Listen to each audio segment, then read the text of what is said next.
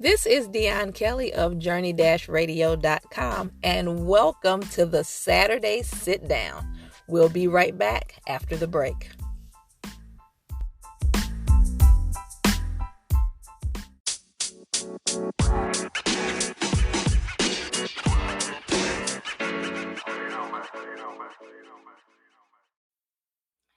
Well, good afternoon, and I am Dion Kelly with journey-radio.com, and this is the Saturday Sit Down once again. This afternoon, we are going to be sitting down with none other than gospel hip-hop recording artist, songwriter, also actor, none other than Harmini. And so without further ado, I introduce to you all out there in social media land, this is Harmini. And we're in it to win it, man. Shout out to Journey Radio, the ministry effort that you guys are trying to do, man, to bring Christ to the masses. I'm excited. I'm excited to be a part of this event. And I know God is going to show up and he's going to bless a lot of people. And we are going to expand our influence and touch lives with the gospel of Jesus Christ, straight up. Awesome. Good afternoon, man of God. It's so good to sit down with you on Saturday, and I want to just chit chat with you for a little bit and make sure. First of all, I already know people know who Harmini is, but we want to give them just a little insight on who the artist is and the writer, and a little bit about your testimony, if that's all right. I mean, just a little personal touch there. Yeah, not a problem at all. Not a problem at all. It's been a pretty wild journey, to say the least. And I'm really having to learn a lot when it comes to time management and balance, because everybody has a dream. Everybody has a dream. You see yourself in the future, places you want to go, things you want to do. The lifespan of a human being is very short. The Bible tells us, the average human being probably lives roughly 70 years old. So when you think about 70 years, it's here and it's gone, here and it's gone. And it's like, in that short window, what are we going to do? How are we going to live our lives? How are we going to impact? And there's so many things culturally, that try to influence the youth and try to, even adults, you have to be this way, you have to look this way. And so many stresses and anxieties of trying to perform and trying to be something that the culture wants you to be. And I have literally, even just within the last few years, have learned to just let God run the show, to let him be the captain of the ship. And in doing that, I have found not only incredible doors opening that I had no power to open, it was of him, and also an increase in mental and emotional peace. And and so, just a quick background on my testimony. I was raised in the projects of upstate New York, and in an apartment complex called Riverview. And I lived with my mom. My mom had Tourette syndrome. She smoked marijuana, which helped calm down her. They call them tics, which are basically involuntary movements of the body. When I was about 10 years old, I was put on a medication called Ritalin, which was supposed to be for, attention deficit hyperactive disorder. And that medication actually brought out the symptoms of Tourette that my mom had. And so I ended up, dealing with Tourette as a kid. And it was a very rough thing, heavy bullying, constantly questioning, why am I here? Why am I alive? Tons of depression, went to drugs, alcohol, sex, everything that could mask the pain and the guilt and the shame. I did it. Was molested at 7 years old, and that also factored into a huge downward spiral of my life. Constantly in and out of rehabs and psychiatric wards and child detention facilities, jail, lockups, prison, ankle bracelet, probation. It was just a vicious cycle that I couldn't get out of. And I ended up going to jail, and then I went to a state federal maximum state federal psychiatric prison where I was locked in for most of my term. And during that time, my mom had caught lung cancer from smoking, and 2 weeks before I got out of incarceration, my mother passed away. And so I had nowhere to go.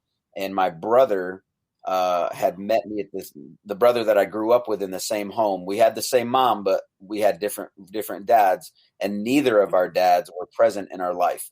And so that had a huge impact on the way we behaved, on the things that we thought, the way we viewed ourselves, and also the people that we were looking for affirmation from.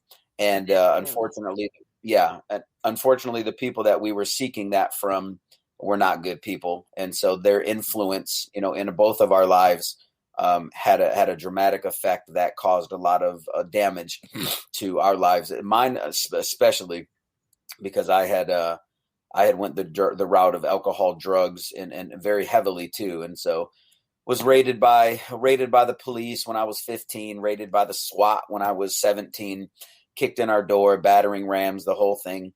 And I got saved at 22 when I was released out of prison.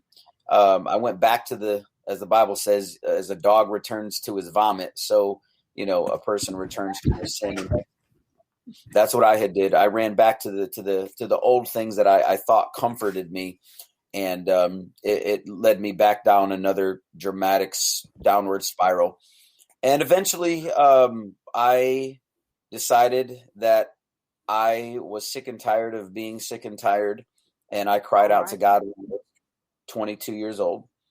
And the experience that I had with the Lord, it wasn't anything small. It was very real. It was very powerful. He delivered me from 8 hard drugs in less than 2 months. And the presence that I felt in the room, I literally wailed. Like you have crying, and then you have maybe a higher level of emotion from crying. I was wailing. I was cry. It was a loud cry because God's presence was so thick in the room. I knew that the living God was in there with me. Yeah. And you can't ignore something like that, because the tangible presence of God like that, at that capacity and that thick, it does something to you that you can't even help, because it's the real essence of genuine perfection and power and righteousness manifested in a place where there's brokenness, guilt, shame, death, and all the negatives. And so God in that moment had changed my heart and my view towards him, because I always thought God hated me because of all the trouble and the consequences that I continually had to pay over the years for my behaviors. And I thought that God hated me. I didn't think that he liked me at all. And that was a lie. He showed up in the room with me. Yeah, it really was. And now I'm on the other side, and I've been saved since 2005, and I have experienced so many things, so much healing, so much deliverance, new peace, new understanding. Went to ministry school from 2007, finished in 2009 with 17 A's and 2 B's. I applied myself in that schooling more than probably anything. But that also equipped me to understand that I am an evangelist called to influence the world through the realm of media, arts, and entertainment. And once you get that purpose, once you really, really know what God made you for, you will begin to experience heaven on earth in ways that you never have before, because God will begin to move and do things that only he can do in the times and the seasons when those things are going to happen.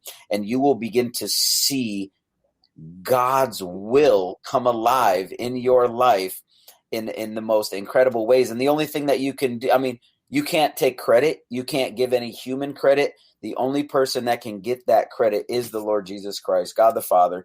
And I'm experiencing that. So, on the artist side, we're just kind of running through it, I guess. So on the artist side, I had some pretty amazing things happen to me within the last few years. In 2018, I was approached by a stranger. Basically, I had been given a lady who had came across my music and some things and wanted to meet with me, and I had met with her.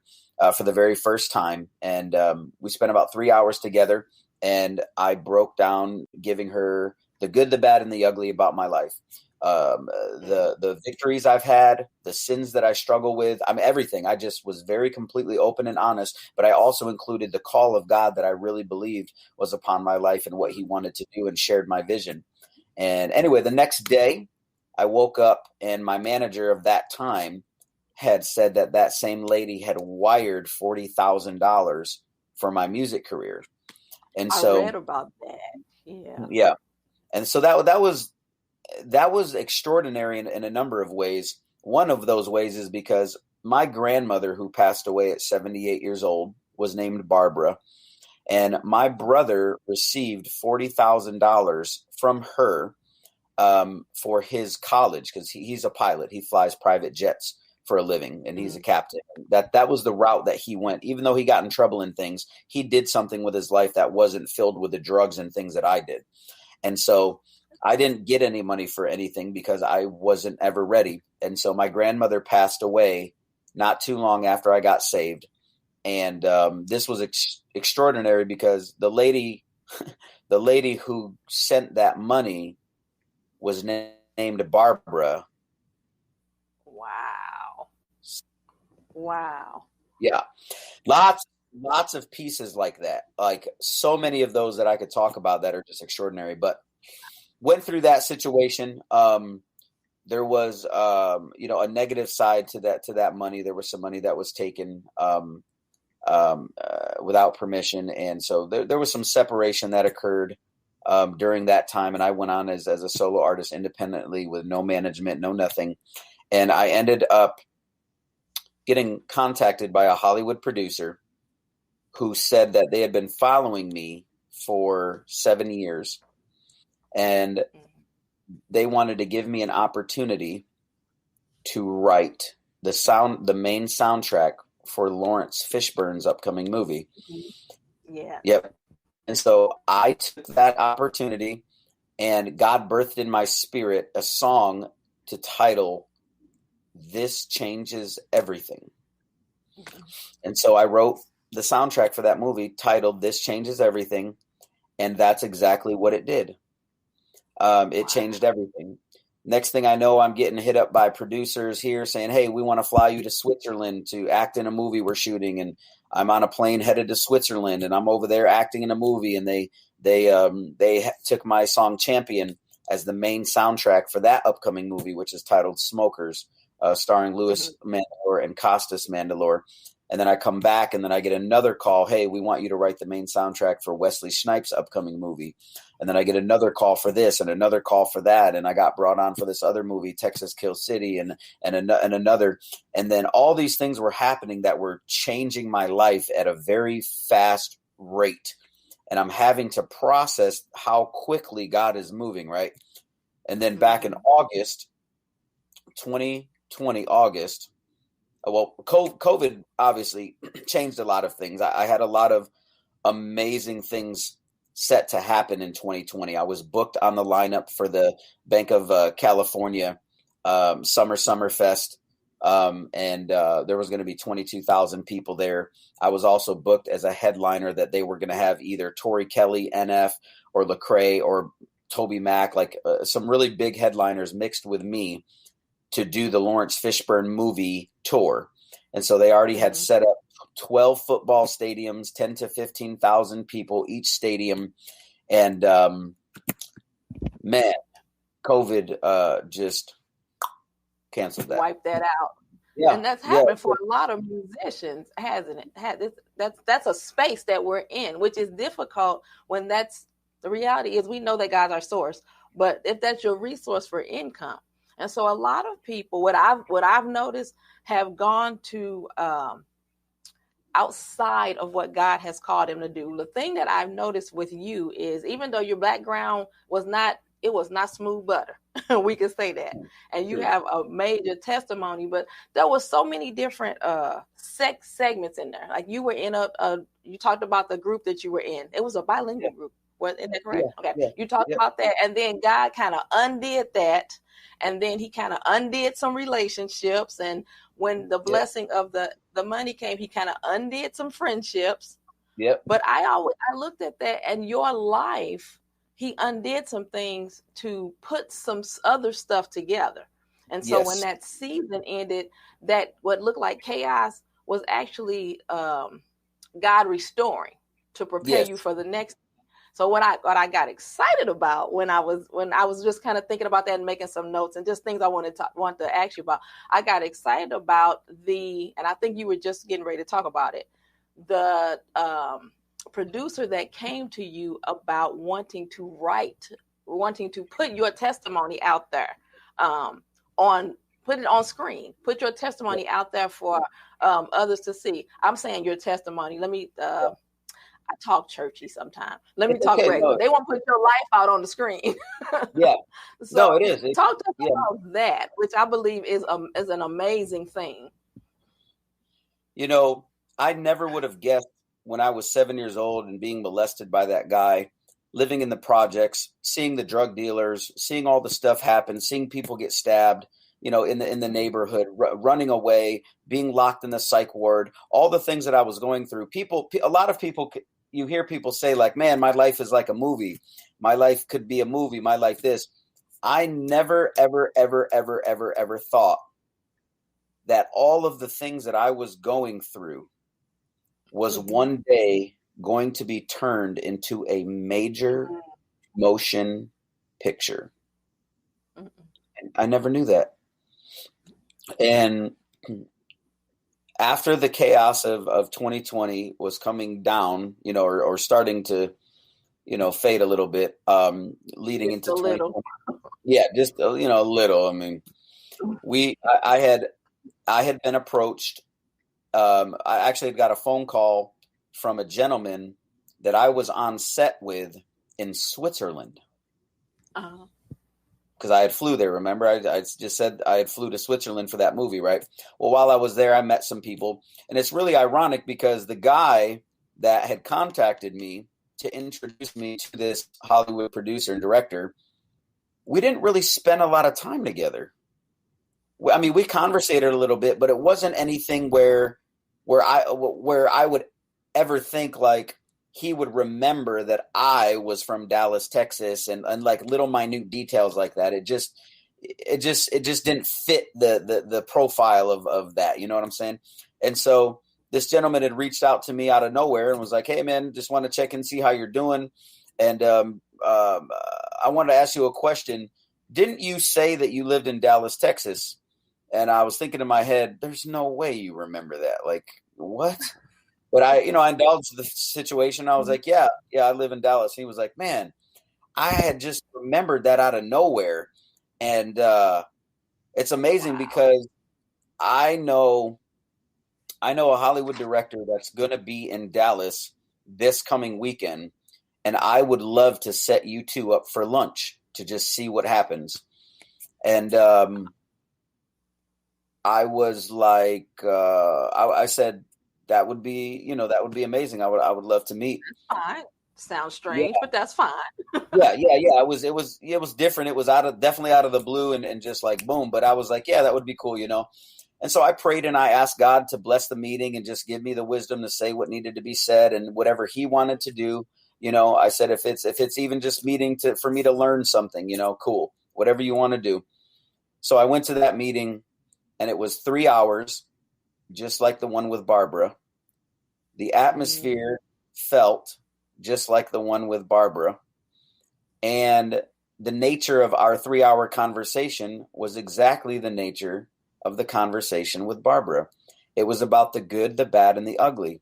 Except in this situation, there was a whole different spin that occurred.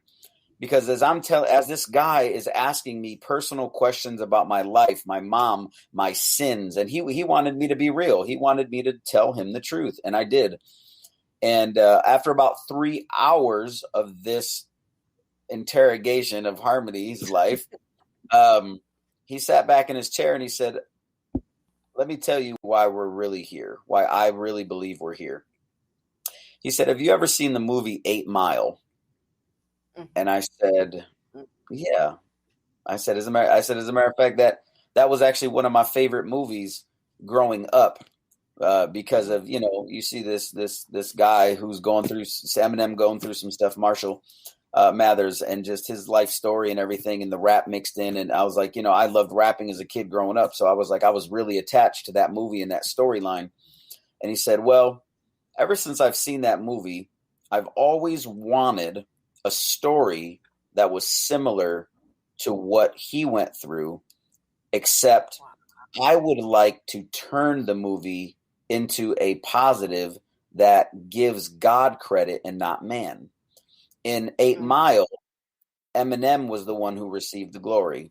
He was the one who received all of the praise and everything like that. In this story, in your testimony, you went through so many things that are almost almost impossible to conceive, and know that you're still alive and you're still here. But in the end, you have a testimony that gives glory to God. And he said, "I have been looking for you for years, and here we are." And look at God. And look at God, man. I'm like, "Oh, you are tripping." So he said, if you wouldn't mind, I would like to send you a contract next week to have you look over, and maybe we can come to an agreement to, bring your story to the big screen. And I was like, absolutely. So he had sent me, he kept his word. He sent me a contract, and we had went over that contract. I sent the contract to my lawyer. My lawyer looked over it, hit me back and said, "Congratulations. It might seem crazy and, extremely uncommon, but for whatever reason, you got a real offer with a real deal. Congratulations." And so I love it. It seems strange. It seems crazy. It seems uncommon. And that seems like God. It's nothing like his ways are not our ways, isn't it? Can't nobody take the credit. So I'm like, I'm reading this contract through the emails, and the director and my lawyer, they're going back and forth for like about 5 weeks, redlining the contract. It can't be real. And I'm like, man, this is unbelievable. And so we ended up landing on an agreement that was really, really good. It was definitely in my favor, in multiple ways, not just with the movie, but also with the book, that ties with the movie. And as of right now, I just had the latest updated meeting face-to-face with that director 3 days ago. And wow. Yeah. And so at that time, in the contract and everything, they wanted the movie to be at least 1.5 mil to be able to shoot and to do everything. And looking for funding and reaching out to, his squad of investors and people that have funded many, many, many, many films. He created a script. His diamond script writer took my story and created a dynamic script. I got to read the script, had me in tears, had me laughing out loud. It is truly an extraordinary movie. And wow. And God's thumbprint. It shows the struggle of a real Christian, not the sugarcoat, glamorous, person that's on stage where every time they smile, you see that light just shine on their teeth just the right way. And on the guitar, guy playing it just shines at the bass while he's playing. And you're like, man, I could never be like that because it's impossible. This actually gives God so much glory, and it takes us in and out of the story with my mom in the prison, in the struggle, in the drugs, in the the whole thing is packaged so well, and it is going to seriously inspire the world. And as of right now, they have already received many offers to fund the movie. from several different investors, and it's extremely possible that the budget may increase 50% and even potentially double. And so that's going to be, and they've already secured 1,000 churches to screen the movie in, from North America to Africa. And you know what? I believe in the exceedingly and abundantly. So I'm not surprised when God's hand, you said it, when God's thumbprint is on something. And so that atmosphere felt the same because God was in the midst of that. There's a difference. And you have done multiple things and dealt with multiple people and multiple artists and multiple producers and things of that nature. There's a different atmosphere when God is over what's happening. And it's very clear to I say us because we're family. Yeah, we're family. We're family. Straight up. Us, but it's very clear when my father ain't in the midst of this. I know when this is not him. This is not what he's called me to do. And the other thing you said that is so profound. I want to make sure when you know your purpose, when you are doing the thing God's purposed you to do, then I don't have to kick the door open to make stuff happen. And I don't have to make sure that I put all of the Dion in it so that it'll do what it's supposed to do, because it's going to do. All I have to do is submit to what God has told me to do. And that's one of the things I see with you, because you do a lot. You're doing a lot of things, and you do different movies. And this is one of this thing ain't gonna roll well with some church people, but we gonna go there. There's some movies that you do, they are not the pure flicks movies. No. And the character is what the character is, or the character, I don't know, smokes a cigar. I just said it because I like that one cover picture that I saw. But some sectors of the church gonna have an issue with that. But the reality is, the thing God's called me to do, if I know that this is my assignment, and you said that, I'm called to evangelize the word of God, and the stories sell. The reality is the story is what sells. That's really what your testimony is your story. And so I love that God has called you to do a certain thing. This is what I'm supposed to do. Somebody ain't gonna like that. That particular pastor's not gonna like it. But this is what my father's told me to do. That is one of the things that amazes me about you and your ministry and following God in your ministry. When people ask me that question, I really like it because it gives me another opportunity to speak on what the Bible has to say. Now, Jesus Christ himself, and remember, we as Christians, the definition of a Christian is a disciple of Christ, a follower of Christ, one who tries to, allow Christ's character and his attributes to fill their life so that they become more Christ-like. They see things as Christ, they act like Christ, and, they impact the world as Christ would have them do. And not everybody, thank you, Kai, not everybody is called to do what I'm doing.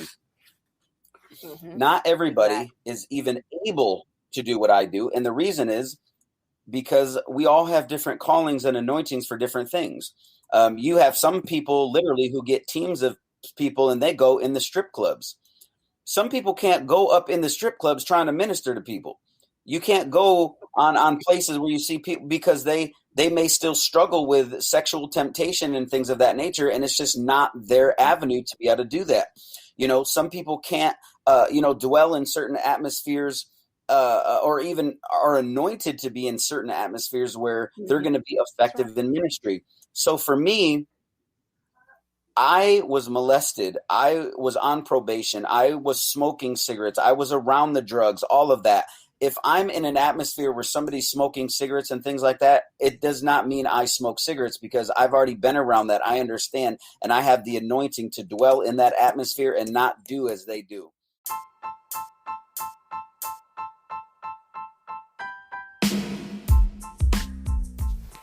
This is Dion with Journey Radio, and you've been listening to the Saturday Sit Down. Join us right back here after this short break.